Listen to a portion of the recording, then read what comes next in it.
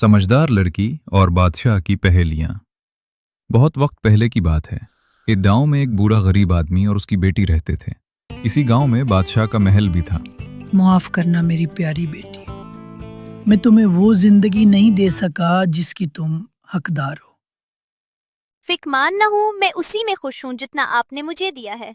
और रही बात कल के खाने की, तो मैं ज्यादा मेहनत करूंगी। दोनों रोज बाजार जाकर भीख मांगते, पर उनको इतना भी न मिलता कि वो एक वक्त की रोटी खा सकें। और रोज ऐसे ही वो खाली हाथ घर लौट आते। एक रात बूढ़ा आदमी देर तक जागता रहा और सोचता रहा। इस चांदनी रात के बाद अगले ही रोज बूढ़ा आदमी बादशाह के महल में पहुंच गया। हुजूर, मैं आज आपके पास अपनी परेशानी को लेकर आया हूँ। अब आप ही मेरी कुछ मदद कर सकते हैं। दरअसल मुझे और मेरी बेटी को कुछ चांदी के सिक्कों की बहुत ज़रूरत है। आपकी मेहरबानी होगी अगर आप मुझे चंद सिक्के दे दें। मैं वादा करता हूँ कि उसके बाद आपके महल में कभी नहीं आऊँगा और ना कुछ मांगूंगा।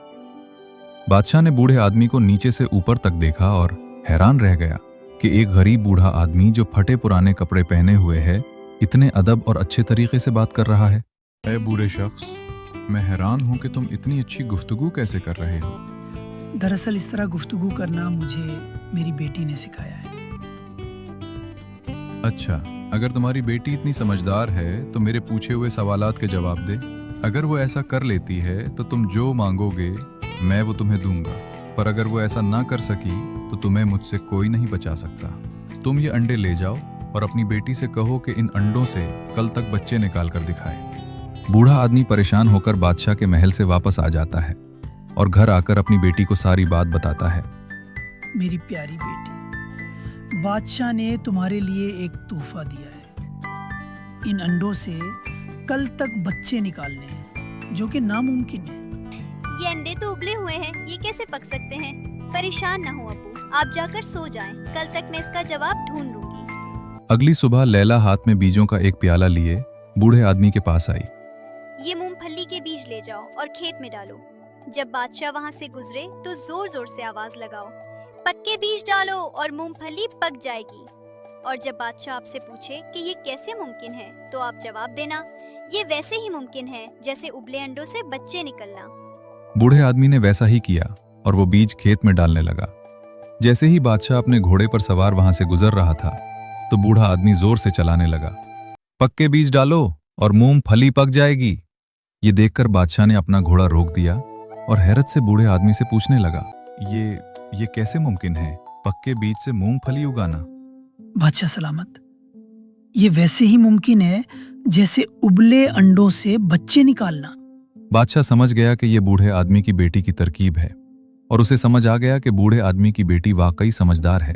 अच्छा सही है, ये घास का गुच्छा लो और इससे रस्सी की लकड़ी बनाकर दिखाओ, और अगर तुम ऐसा ना कर सके तो तुम्हें सजा मिलेगी। बूढ़ा आदमी हाथ में घास का गुच्छा लिए घर आ गया और अपनी बेटी को सारी बात बताई। क्या होगा? कल सुबह बादशाह मुझे सजा देगा। फिक्र मत कीजिए, बहुत देर हो गई है, आप जाकर सो जाओ। कल सुबह मैं आपको जवाब बता दूंगी। अगले दिन लैला ने लकड़ी का एक टुकड़ा लिया और बूढ़े आदमी को दिया। इसे आप बादशाह के पास ले जाइए और कहिए कि अगर वो इस लकड़ी के टुकड़े से धागा बना सकें, तो मैं वो करूंगी जो बादशाह कहेंगे। बूढ़ा आदमी वो लकड़ी का टुकड़ा लिए बादशाह के पास आ गया और अपनी बेटी की कही हुई बात दोहराई।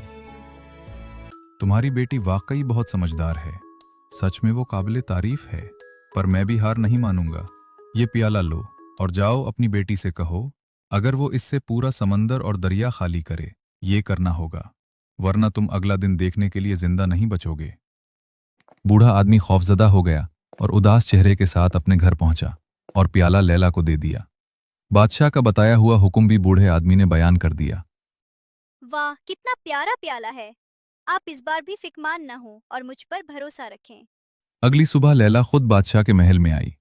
बादशाह लैला की खूबसूरती देखकर दंग रह गया। इतनी सादा और प्यारी लड़की, क्या तुम यहाँ हार मानने आई हो? नहीं, बिल्कुल नहीं। अगर आप समंदर और दरियाओं को रोक दें, तो मैं आपको वो खाली करके दे सकती हूँ। वाह, तुम वाकई बहुत समझदार हो, पर मेरे सवालों का जवाब दो, फिर तुम जितने चाहो सोने के सिक्के ले सकती हो। ऐसी कौन सी आवाज है जो हम दूर से भी सुन सकते हैं? बादल के गरजने की और बारिश की, यहाँ तक कि झूठ की भी आवाज हम दूर से सुन सकते हैं। सही जवाब। तुम मेरे सारे वजीरों से दानिशमंद हो। तुम जितने चाहो सिक्के लेकर जा सकती हो, पर तुम्हें मुझसे शादी करनी होगी। लैला कुछ सोचने लगती है और फिर कुछ सोचकर जवाब देती है। मुझे मंजूर है, पर मेरे बाबा भी मेरे साथ इस महल में रहेंगे। इसके बाद दोनों शादी करके खुशी खुशी रहने लगते हैं।